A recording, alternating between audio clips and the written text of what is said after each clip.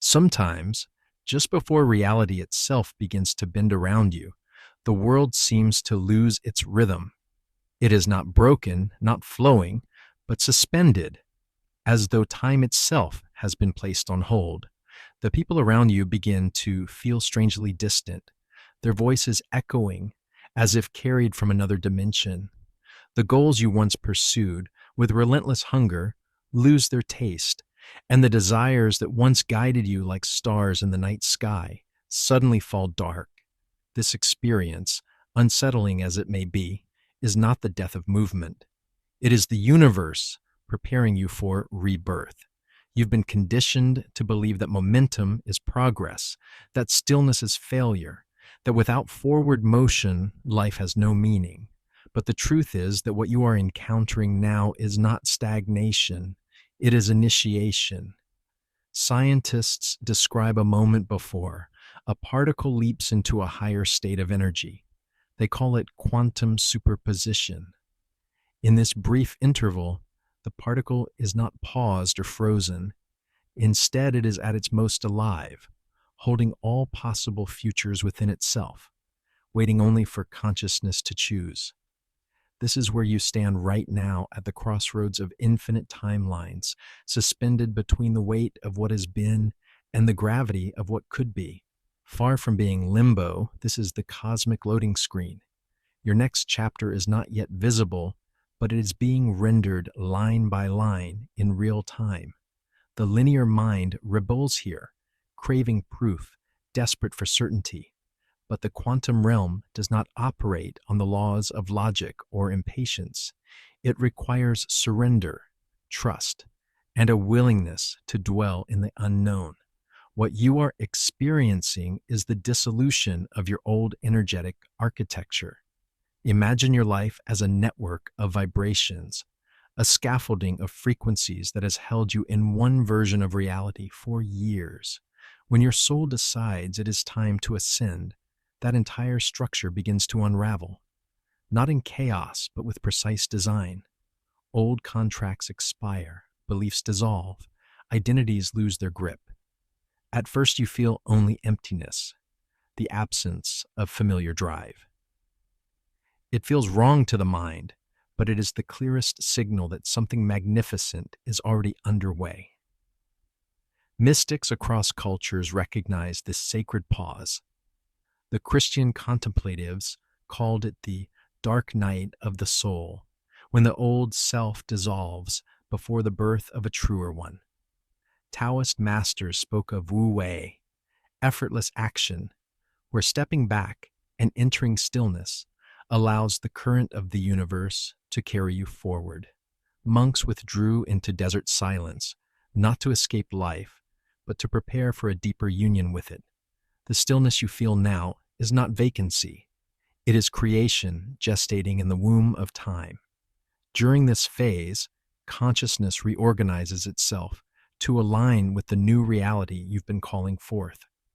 The strategies that once worked, the identities that once defined you, no longer apply. They belong to a version of you that has already ended. The mind wants to patch the cracks, to rebuild what is falling away. But your task is simpler and infinitely harder, to trust the void. This silence is not empty. It is saturated with intelligence. Quantum intelligence, reorganizing your very being. Neuroscience even confirms this paradox. The brain requires moments of deep stillness to rewire itself. Plasticity, the ability to create new pathways of thought, emerges when the mind rests from relentless activity. In this pause, your nervous system recalibrates. Your brain's predictive algorithms rewrite themselves. Even your cells are learning to hold a new baseline of energy. Consider the pause before music begins, the hush in the concert hall as the conductor raises the baton.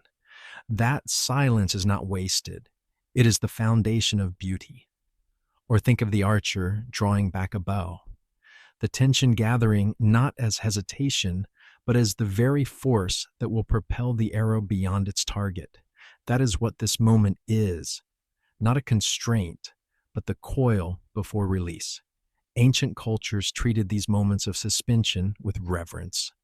Among the Eleusinian initiates of ancient Greece, participants were plunged into ritual darkness before being shown the light of revelation.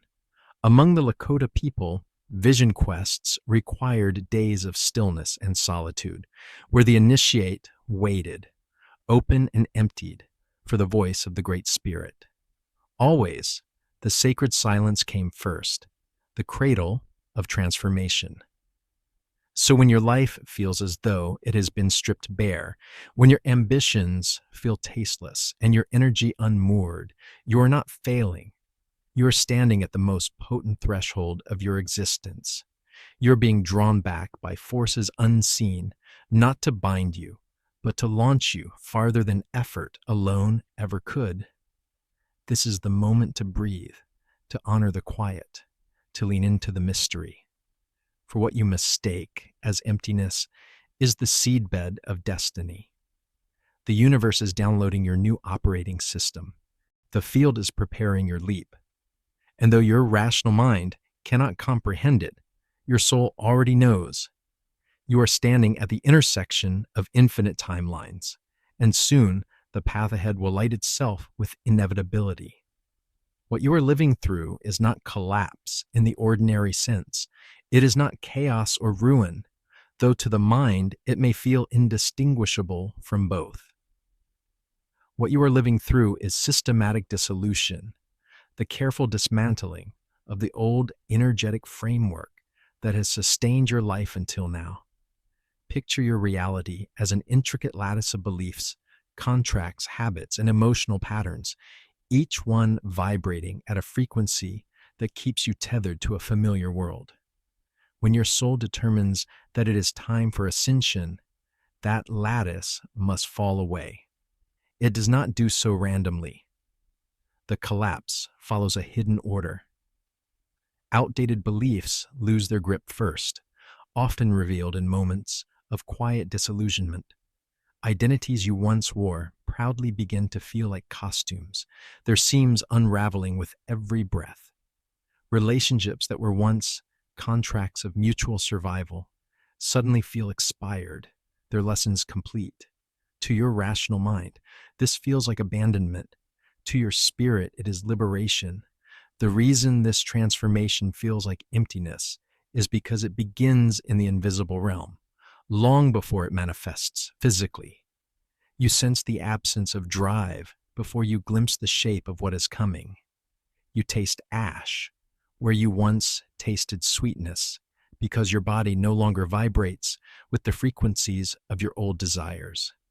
It feels wrong to the mind, but it is, in truth, the clearest sign that everything is about to go magnificently right. Throughout history, mystics have recognized this phase and named it with reverence. Christian saints described it as the dark night of the soul, when the old light disappears and the self is left in divine silence. The Sufi poets sang of annihilation, fana, the dissolution of self before union with the beloved. In Buddhism, this emptying is the heart of detachment, the sacred clearing that precedes awakening. Always, the wisdom traditions point to the same truth.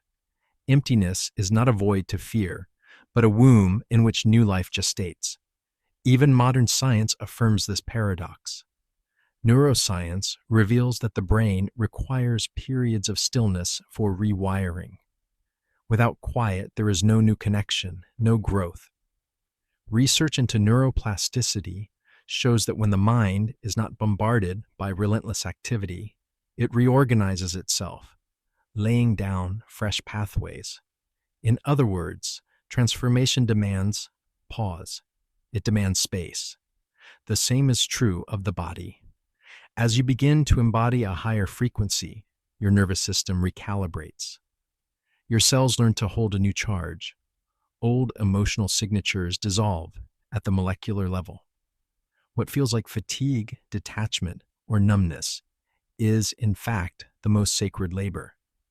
Your body and mind learning to house a new dimension of self, Think of the silence before a storm. The air hangs heavy, waiting, every molecule trembling with anticipation. That silence is not vacancy, it is power gathering. Or consider the soil of winter. To the casual eye, it is barren, lifeless, yet beneath its frozen crust, roots are resting, seeds are preparing. The earth itself is gestating the harvest to come. What looks like death is, in truth, creation's most essential phase. Cultures across time understood this rhythm. In ancient Egypt, initiates in the temples of Isis were placed in pitch-black chambers for days, their senses stripped of stimulation. When they emerged, they reported visions, insights, and transformations so profound that their lives were never the same. The silence, the emptiness, was not punishment. It was initiation. And so it is with you. The dissolution you feel, the outdated beliefs crumbling, the goals that no longer inspire, the identities falling away is not an ending. It is preparation. The field is stripping from you everything that cannot travel into the frequency of your new reality. The more fiercely you resist, the longer you cling to what is dying, the more painful this phase becomes. But when you allow the disintegration, when you breathe into the void instead of scrambling to fill it, you accelerate the emergence of your new life. The great trap of this stage is misinterpretation.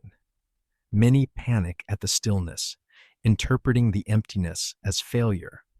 They scramble to fill the silence with frantic activity, distractions, noise. They attempt to resurrect what is already gone, exhausting themselves with efforts to revive the past. But what feels like saving is actually sabotage. Resistance prolongs the void. Surrender collapses it into transformation. So here, in this space that feels so hollow, you are in fact at your most fertile. You are a field cleared of weeds, waiting for new seed. You are a vessel being emptied so it can hold living water. You are not dying. You are dissolving. And dissolution is the doorway through which evolution enters. Soon, what looks like ruin will reveal itself as the scaffolding of your becoming. But first, the world you have known must loosen its grip on you. If the sacred pause is the womb of transformation, then what follows is the first cry of the newborn, the moment when the stillness fractures into friction. This stage has been called many names by seekers and sages, but in the language of the quantum field, it is frequency discord. Here life no longer fits together as it once did. Conversations with loved ones feel hollow, not because they have changed, but because you have. Work that once fueled your ambition now feels meaningless. The inner monologue in your own mind sounds foreign, as if it belongs to someone you used to know. The dissonance is jarring because your soul is already vibrating at a higher frequency, while your outer life remains tuned to the old one. Physicists call this phenomenon decoherence, the precise moment when two systems fall out of harmony, no longer oscillating as one. In your life, decoherence looks like two realities pulling apart. You are standing with one foot on each of two boats as they begin to drift in opposite directions. The tension grows unbearable until you are forced to leap, committing fully to one vessel or the other. This is not error, it is signal. It is the universe declaring that your current reality no longer has the capacity to sustain the blueprint of where you are headed. To insist on remaining in the old structure is like trying to run advanced software on obsolete hardware. The system will lag, malfunction, and eventually collapse, not from failure, but from incompatibility. The upgrade is not optional. It is essential. And yet the discord is isolating. Those you love may not understand. Their words may sound like static, their presence heavy, their concerns outdated. This is not a judgment on them, nor evidence of superiority in you. It is simply the language of vibration. They are still transmitting from the old timeline while you are already receiving signals from the new. What feels like alienation is in fact a proof of differentiation, the clearest sign that you are disentangling from the collective patterns that once kept you bound. History has seen this play out, not only in individuals, but in civilizations. Think of Europe at the end of the Middle Ages. For centuries, the old timeline of feudal order and religious dogma held sway. But then came the plague, a silence so vast it erased a third of the population. Out of that rupture, new questions arose. The Renaissance was born, not as a smooth continuation, but as a discord, when art, science, and philosophy began vibrating at frequencies the old world could no longer hold. The Enlightenment followed, another leap into a new coherence. Discord was the midwife. Spiritually, the discord phase is often the hardest to bear. You ask yourself, why does it feel like I am unraveling when I am supposed to be ascending? But the unraveling is not regression.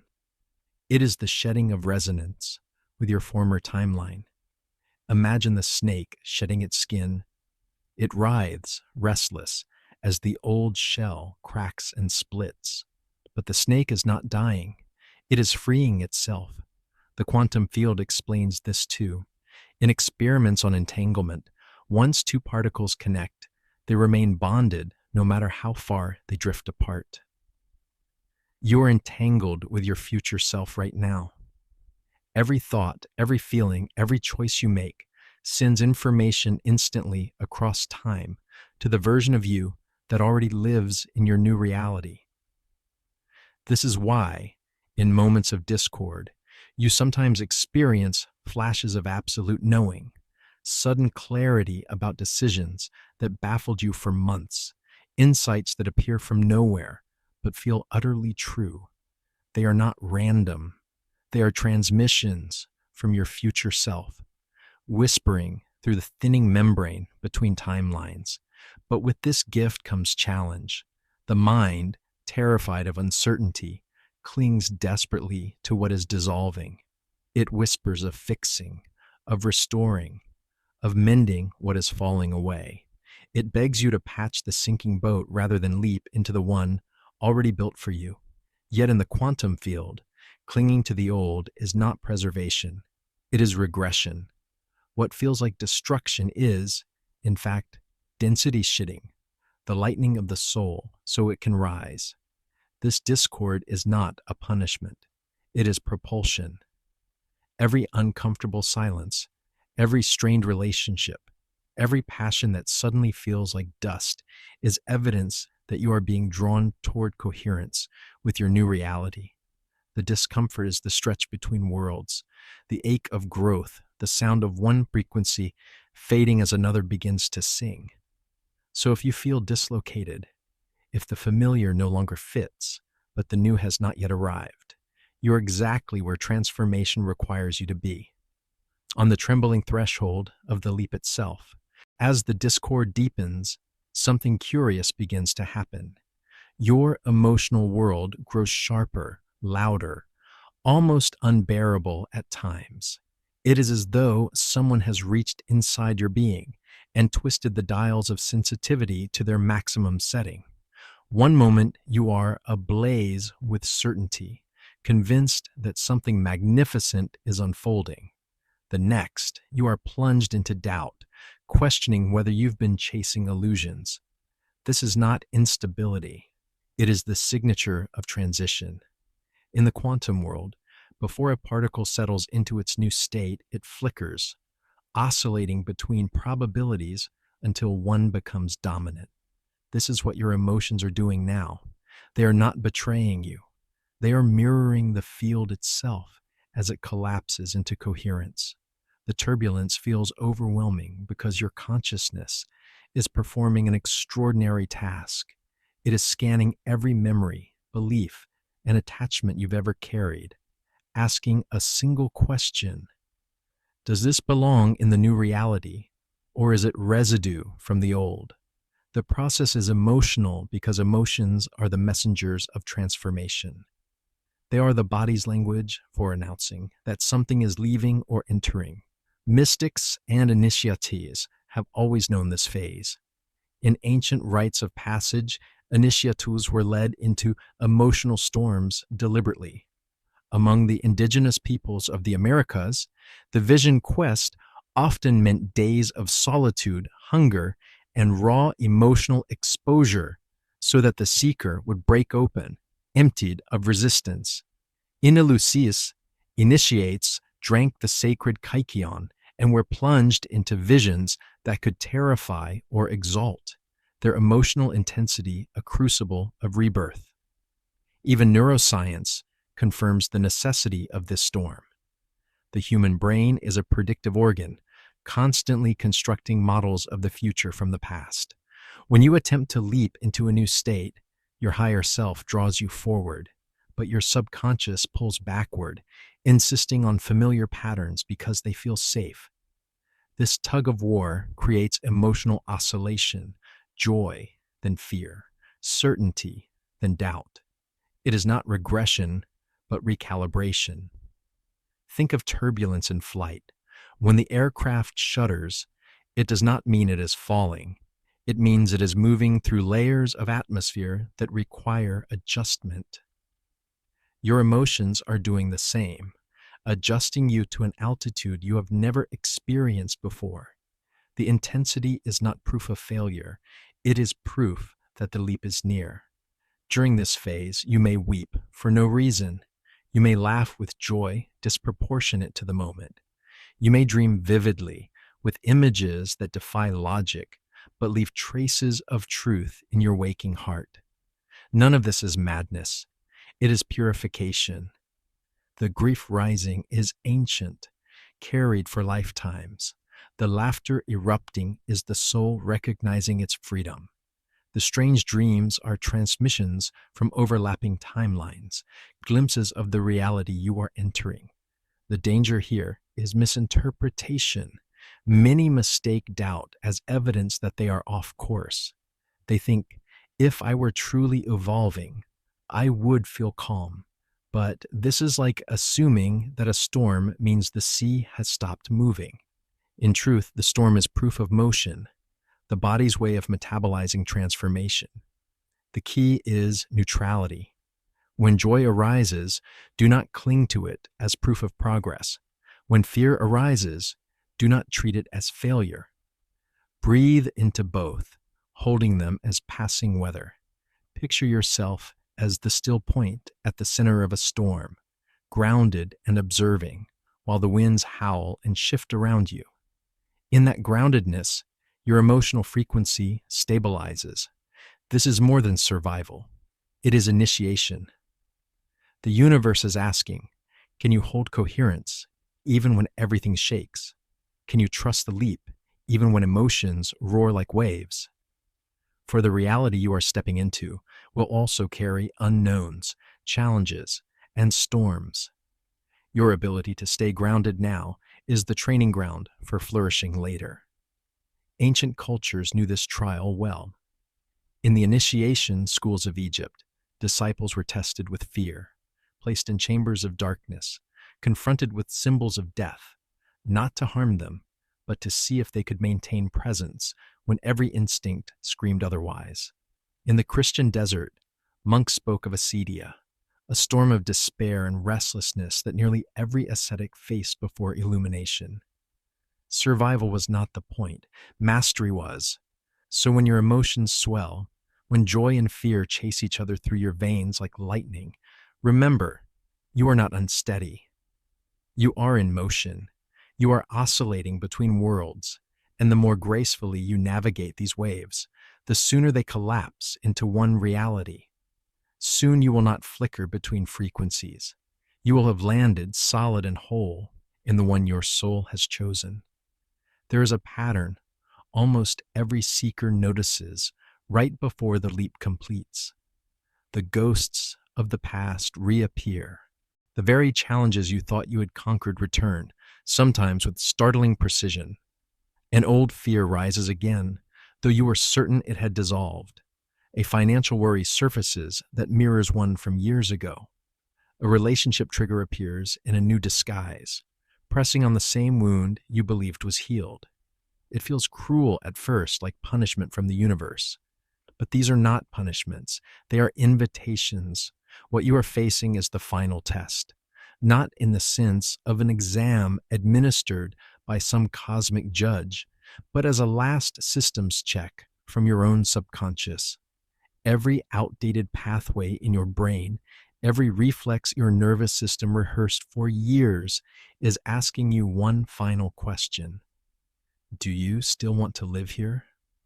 Or are you ready to release this pattern forever? Neuroscience tells us that the brain defaults to the most established neural routes. Even as new ones form, the old tracks remain, waiting for validation. When you approach a quantum leap, those circuits flare to life, hoping you will choose them once more, cementing their dominance. But the leap requires demonstration, not theory. It asks you to act as the new self, even when the old triggers stand directly in front of you.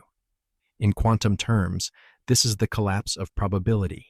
Until you choose, both versions of you exist.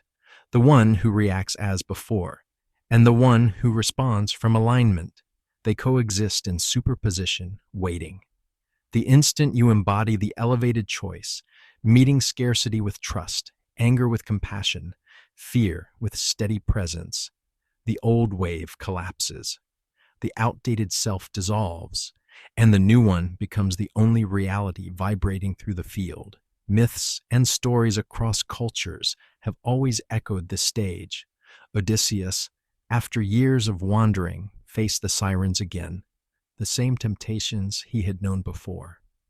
Only by resisting with new wisdom could he continue his journey home. The Buddha, seated beneath the Bodhi tree, confronted Mara, the demon of desire and fear, who tempted him with illusions he had long battled. His final victory was not in destroying Mara, but in recognizing the illusions and remaining unmoved. So it is with you. These tests are not regressions. They are ceremonial closures. They are mirrors showing you the old frequency one last time, asking if you still wish to carry it forward. Each encounter becomes a doorway. Every time you walk through it with presence, you lock yourself more firmly into the reality you have chosen. The mistake many make here is to panic. They think, if I am still attracting this energy, I must not have grown at all. But the opposite is true. The very fact that you are conscious of the pattern, that you can name it, feel it, and pause before reacting, proves that you are no longer imprisoned by it. You cannot release what you cannot see.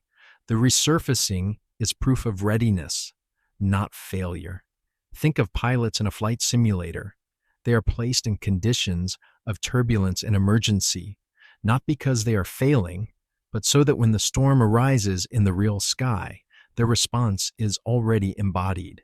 The final test before a quantum leap functions the same way. It presents the storm so that your new stability can take root. In spiritual traditions, this is less trial and more rite of passage. In the ancient mystery schools, initiates endured symbolic death, reliving fears and shadows before being reborn into light. The doorway to transformation always required the same offering, proof of embodiment. You cannot merely understand the new frequency. You must live it when the old one presses hardest against you. So if you are now surrounded by echoes of what you thought you had transcended, take heart. You are not falling backward. You are brushing against the threshold. The field is asking you to show, with action and presence, who you truly are now. Respond as the one you are becoming, and you will not just imagine your new reality. You will inhabit it. And when you whisper firmly and without hesitation, I choose the new timeline, the field does not need to approve. It simply responds because you have already crossed the threshold in frequency. When the storm finally breaks, you may expect trumpets. You may expect the sky to split open, the universe to roar its approval, fireworks of destiny exploding around you. But the truth is far more subtle and far more profound. The quantum leap almost never announces itself with spectacle. Instead, it arrives quietly, like dawn. One morning, you notice that the anxiety that once defined your days has simply vanished. A problem that consumed your attention for months suddenly feels irrelevant. A conversation that would have pierced you to the bone now glances off you like wind against stone. You look around and realize the shift has already happened. You are not waiting for transformation. You are living it. In physics, this is how electrons move. They do not climb ladders of energy step by step. They vanish from one orbital and appear instantly in another. No fanfare, no fireworks, just a sudden change of state.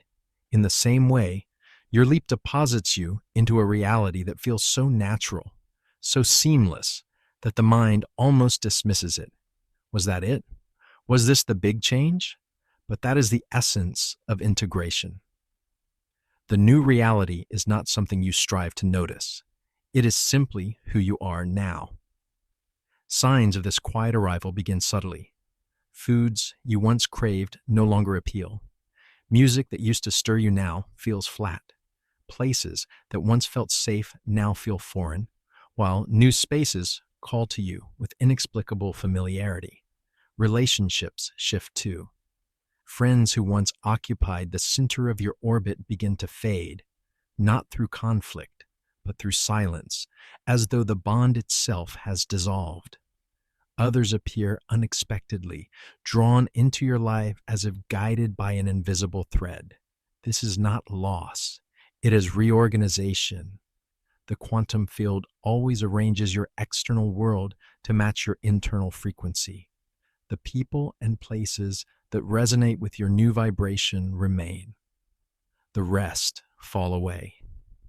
History whispers of this stage through the lives of those who carried quiet revolutions within themselves. Isaac Newton did not announce his leap with fanfare.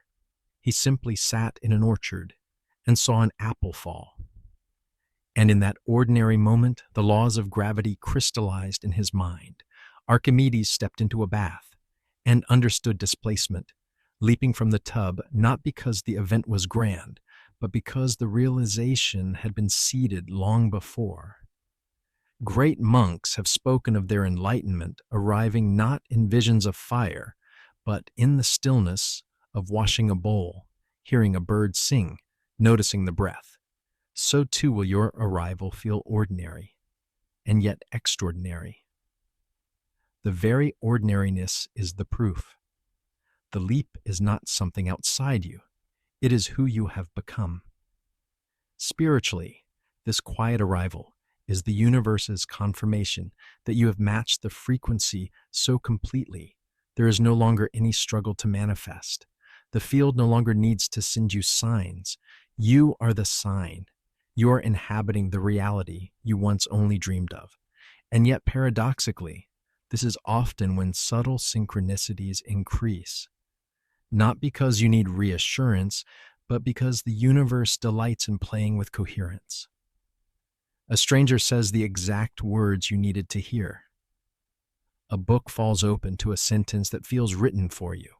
Numbers, symbols, or repeated phrases appear like breadcrumbs along your path.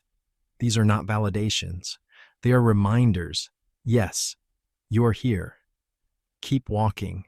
The temptation now is to question, to poke at the field, to over-visualize, to ask if it's working, but drama belongs to the old timeline. The new reality is about flow. It does not demand proof. It invites embodiment.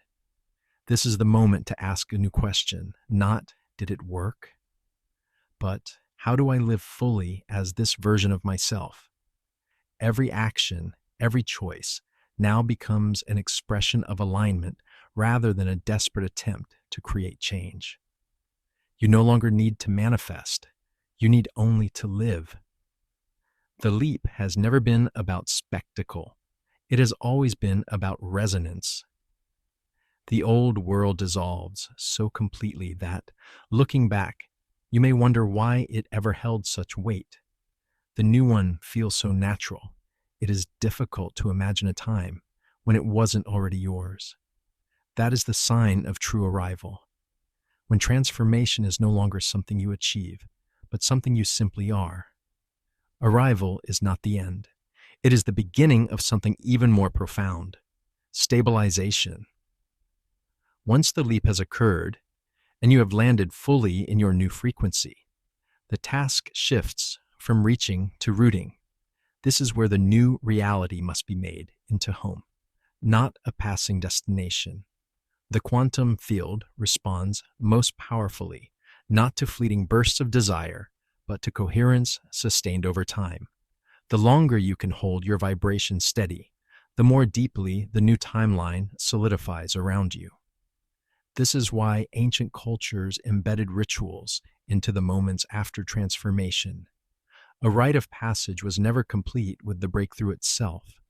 There was always a coronation, a sealing, a ceremony to anchor the initiate into their new identity.